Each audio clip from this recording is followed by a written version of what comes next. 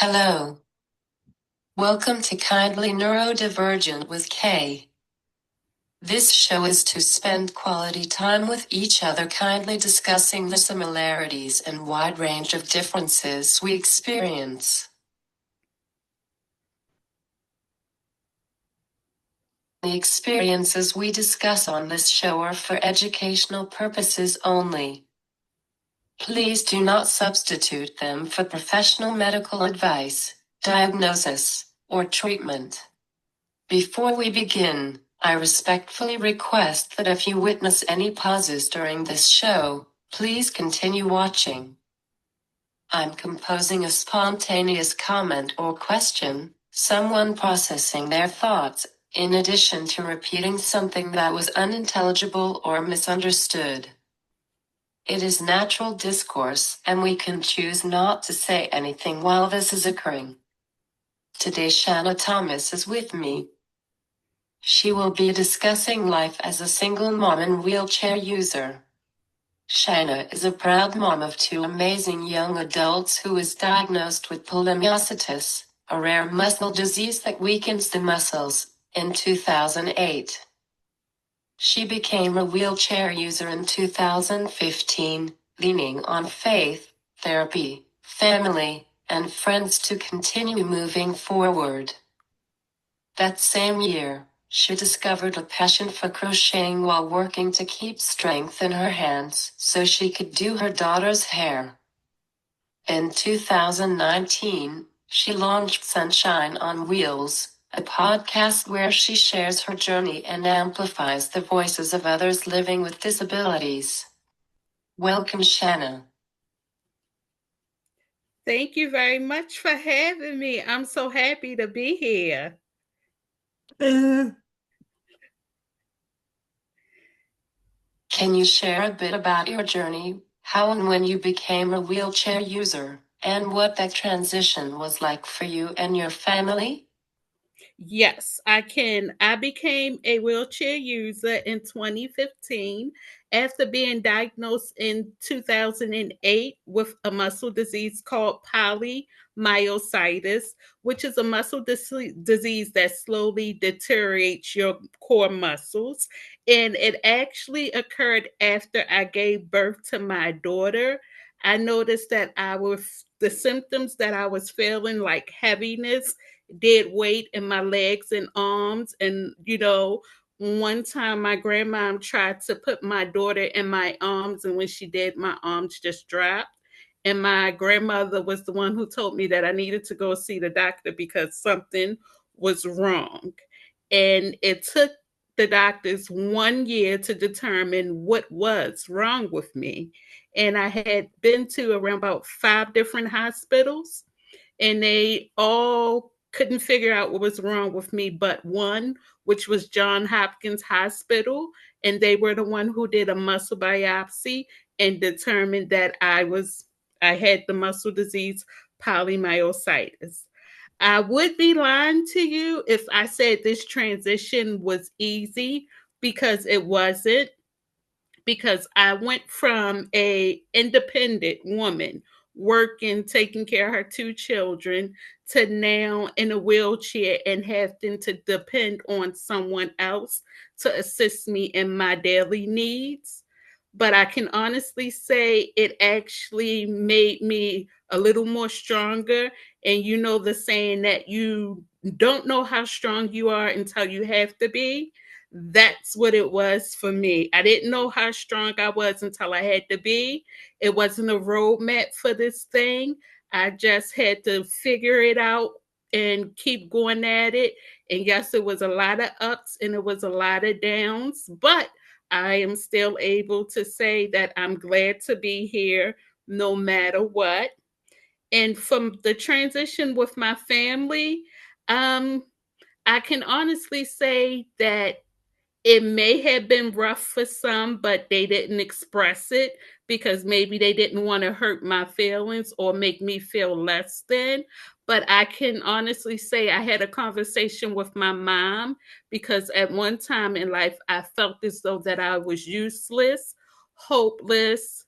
I didn't have no life. I had life, but it was just like I was existing because I have this now disease, and now the things that I want to do with my children I can't. So I did feel as though that I was a failure, but it was my children who helped me to keep going, and then it was my mom who was encouraging me to find friends that live with disabilities. Her and my cousin Karina, they actually helped me to find women living with disabilities. And once I saw those women, it showed me that I could do anything from my wheelchair. Wow. Why did the other hospitals not do a biopsy? Well, that's a good question. They didn't do a biopsy. A lot of them was saying maybe it's arthritis, but no one took the time out to do a biopsy. The only one was Johns Hopkins Hospital. And everyone after that kept saying that I'm at the right place for it. And still to this day, it's a lot of people and a lot of doctors, nurses, physical therapists, occupational therapists that still have no clue about this disease.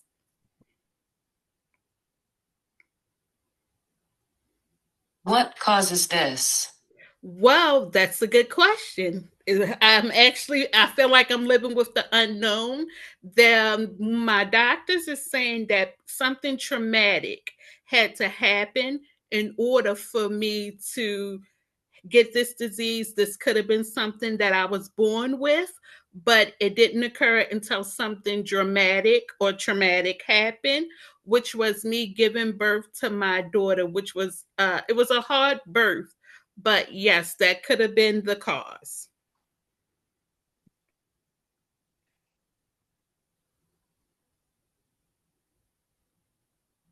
Genetics? Oh, I've had genetic testing done, and I don't know one. It's only me that has it. But it's a good thing because I'm glad that this is something that won't be passed down to my children or their children or their children.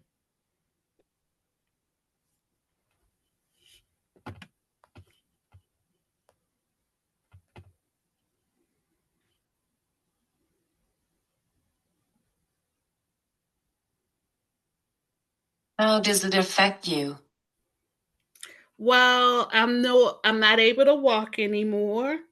I feel like it's dead weight and heavy. I'm not able to lift my arms above my head, so I'm not able to do my hair.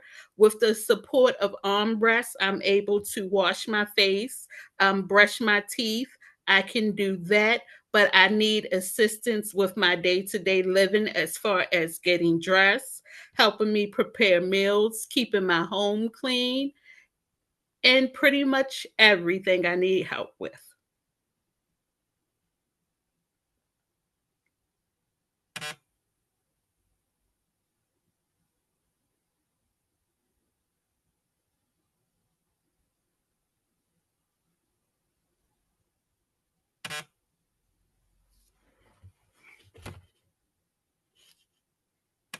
What did the initial therapy like?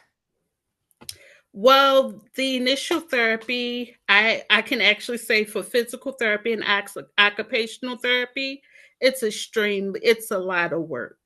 It's a lot of work. It's a lot of work. And to be honest, for me, it's like I'm working hard, but not seeing signs of improvement. But I do know you have to be consistent, and you have to be determined, and you have to keep on going. Although you do not see any change, you still have to keep on going and be consistent, but also have physical therapists and occupational therapists that are informed about my disease, that they know how to handle someone like me, and that they know that I can get fatigued very quickly, and that they know that maybe I can have a flare up and end back in the hospital because of overworking. But yes, it's a little tricky line there with physical therapy and occupational therapy. Did you get services before your diagnosis? No, I didn't get any services before my diagnosis. It seemed like the services started to come in after I was in the wheelchair.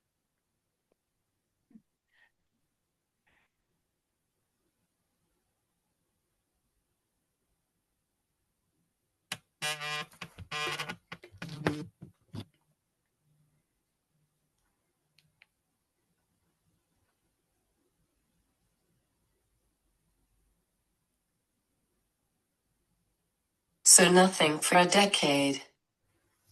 Let's see here. Okay, yep, pretty much, yes. hmm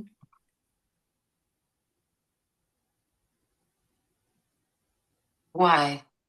I think because in between the time of 2008 and 2015, I was still walking.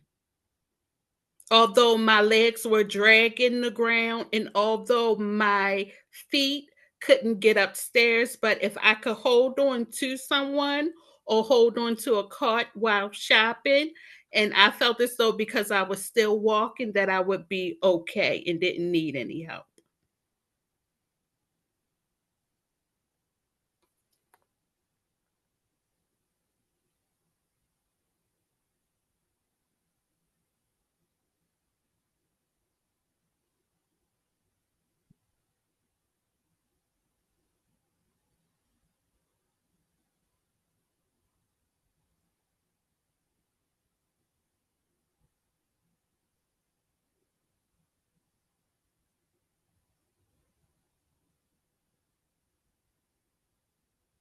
You get any other medical treatments like Botox? No, I don't do Botox, but I do get a treatment called IVIG. It's because my body is no longer making its own antibodies to fight off infections, and it has to do with the polymyositis. So once a month for 6 days, you can actually see my port there. Once a month for 6 days, I get this treatment, and it's called IVIG. And I also take medications like prednisone and CellCep to help.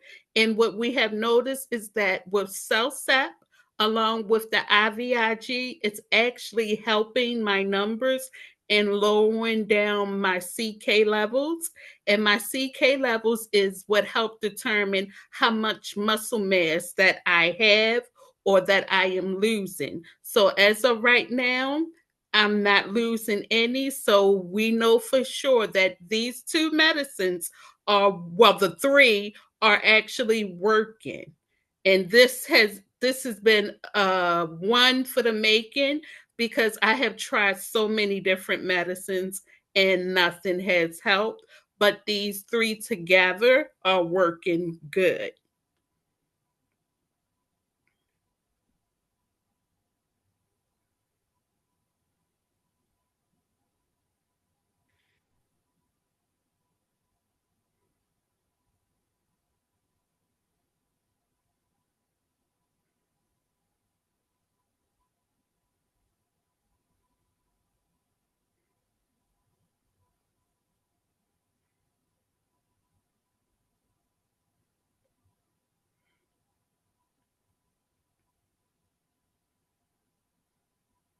How did you adapt early on?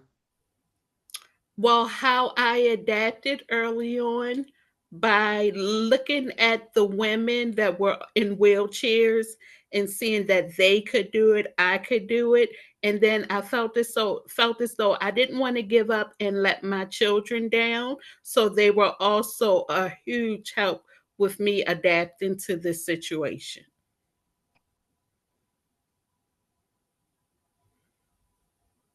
How did your children react when they first realized you were using a wheelchair? Well, to be honest with you, they were better than what I was. For me, at the time, I felt shame because I never used the wheelchair before and now I have to. So I felt as though I was in shame because of it.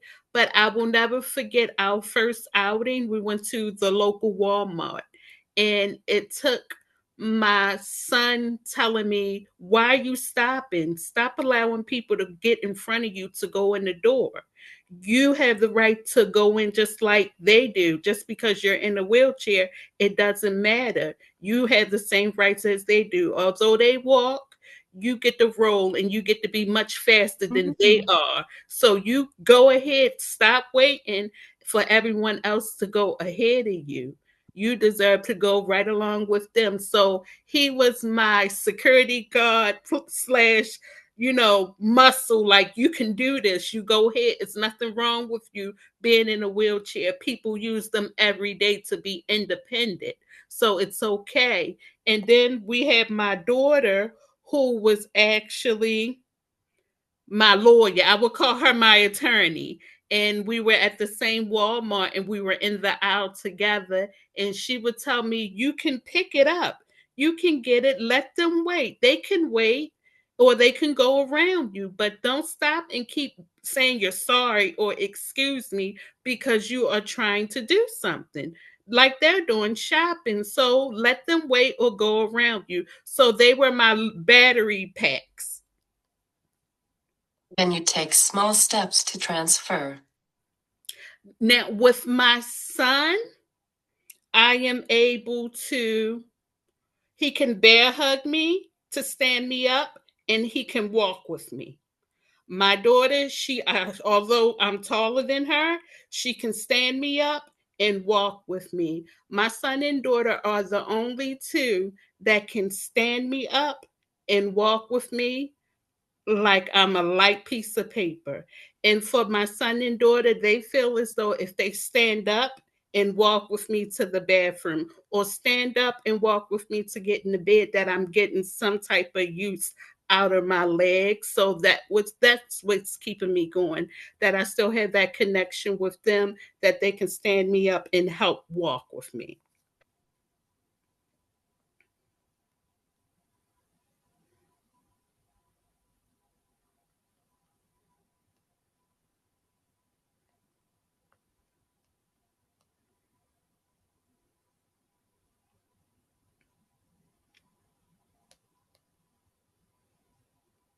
I can help with transfer. Yes. Well, when my daughter was here, she left and went into the army, so she could, stand me up and transfer me. My son, he doesn't use the Hoyer lift at all. He helps me stand up and walk, but when my caregivers are here, we have to use the Hoyer lift to help transfer me.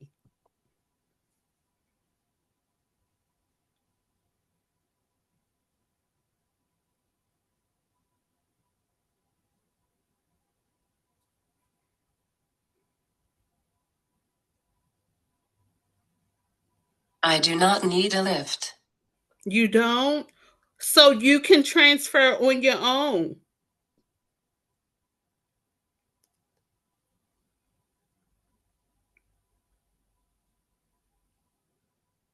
I can help with transfer.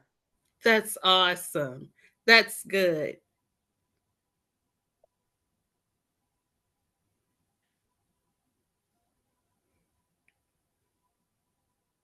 How did their understanding and relationship with your disability evolve over time?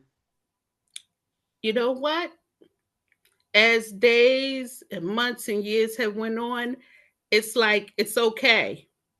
I'm all right. It is what it is. Just do what I can do and allow God to take care of the rest, because I'm here for a reason. I may not know why I'm in this situation, but in the meantime, why won't I share my journey with someone else that may need help? So this is where I'm at now.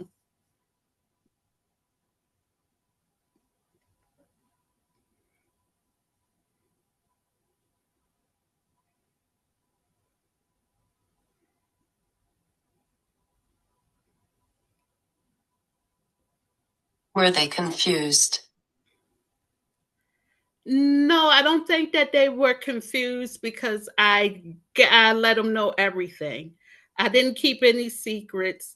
I just communicated everything. And I wanted them to be a part of it because this was our new normal. So I didn't keep any secrets. I didn't hold anything back. They knew everything. They knew when I was having a flare up and I had to go in the hospital. They knew the medications I had to take and the side effects to them. They actually knew so much that they could actually tell someone all about me without anyone having to ask any questions or being confused. So I communicated everything to them because I didn't want them being left out of our new normal.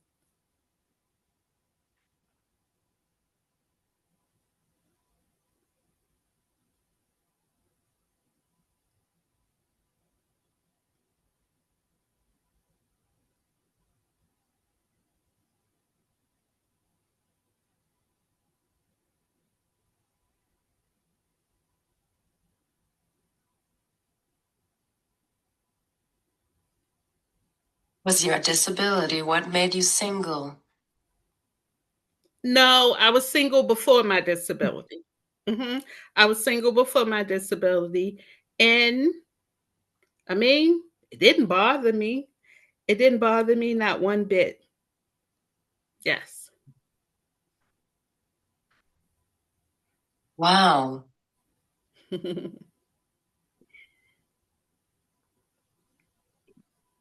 Why? I think because growing up and being around a lot of strong, independent women, I that's how I learned. You know, you got to do what you got to do, whether you have help or not. And as my grandmother would tell me, those are your little red wagons, talking about my son and daughter. And you have to pull, push, or kick that wagon until you get where you need to be. And sometimes it may be you by yourself doing it, but you'll be okay. Okay. But I was blessed to have family that stepped in a lot of places where I couldn't, that my family stepped in to help me. Were you working? Yes, I was working before living with my disability. Yes, I was.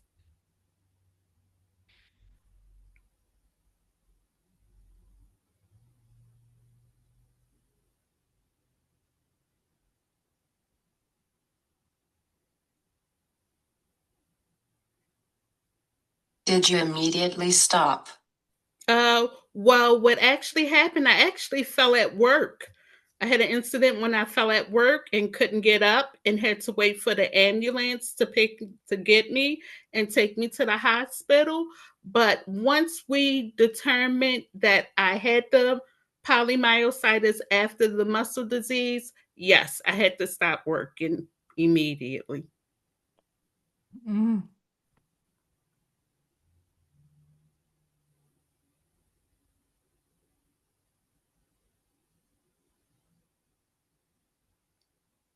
It was fast. Very fast. Yes, it was very fast.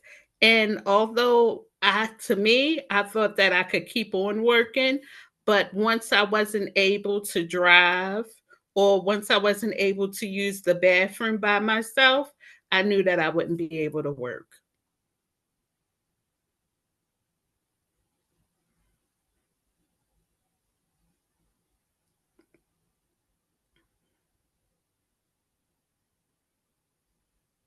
Can you do it remotely? Yes, I now work remotely from at home. Yes, I do.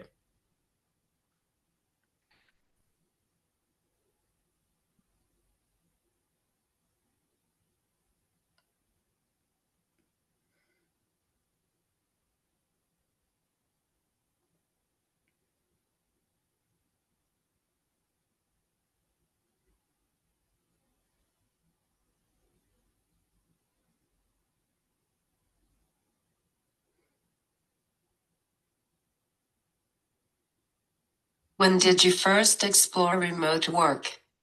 I didn't explore remote work until, wow, I want to say after the pandemic or maybe before, a little before, and it was something that was just part time.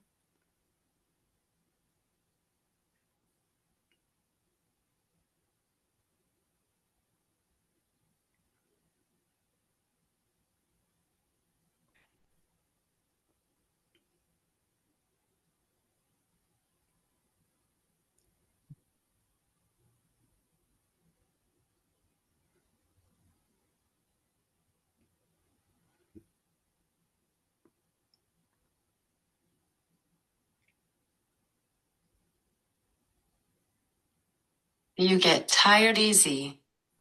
Yes. hmm I get tired easily, and then we know if I haven't gotten enough sleep, I I get fatigued and feel drained and just feel heavy weights. Yes.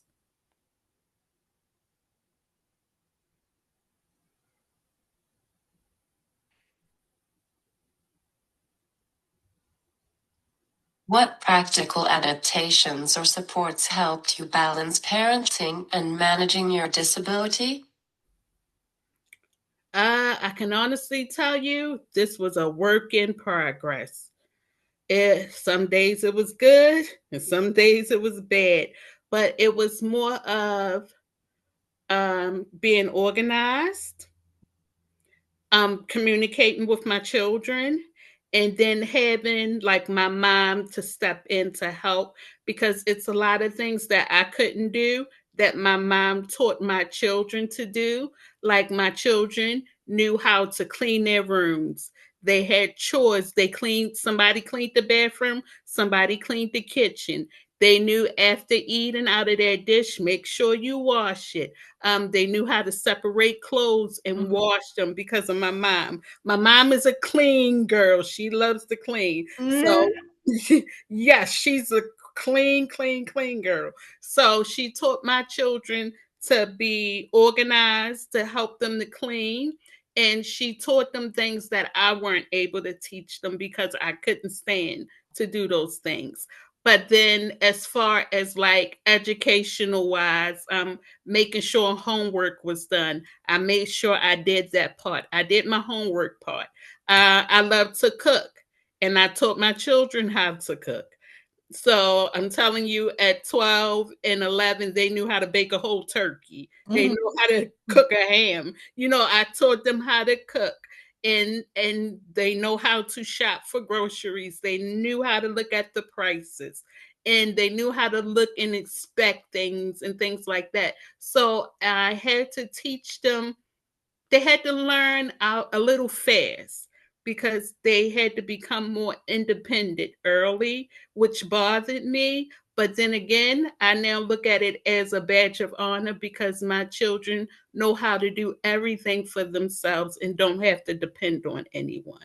So it taught them how to be independent, help others when you need to help them, and always, always be grateful because you never know when things can change.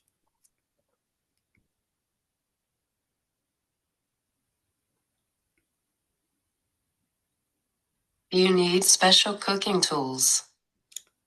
Yes, I do now need special cooking tools.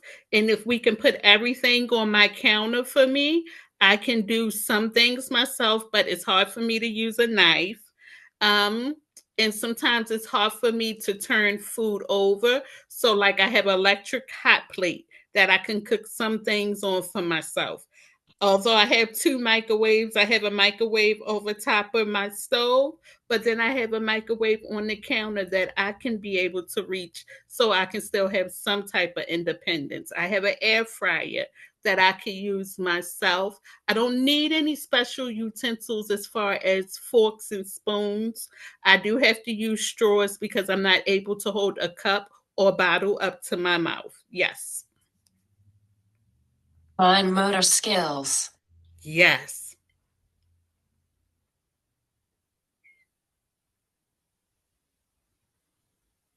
What advice would you give to other parents who might be facing a similar journey of parenting with a disability? Advice I would give them is that take it one day at a time. It's going to be all right. Be honest and open with your children and teach them as much as you can. And it's okay to get help from others while you're on this journey. And don't get upset and don't be mad because you will be frustrated. You will be angry at times, but know you're just only doing the best that you can do and be proud of what you can do. Thank you, Shanna, for doing this with me. Thank you It for was great having to me. have you on. Thank you very much Please for share having this me. talk show with your family and friends. I will do. Everyone watching, don't forget to like, follow, subscribe, and share on Facebook, Instagram, and YouTube. Thank you for having me.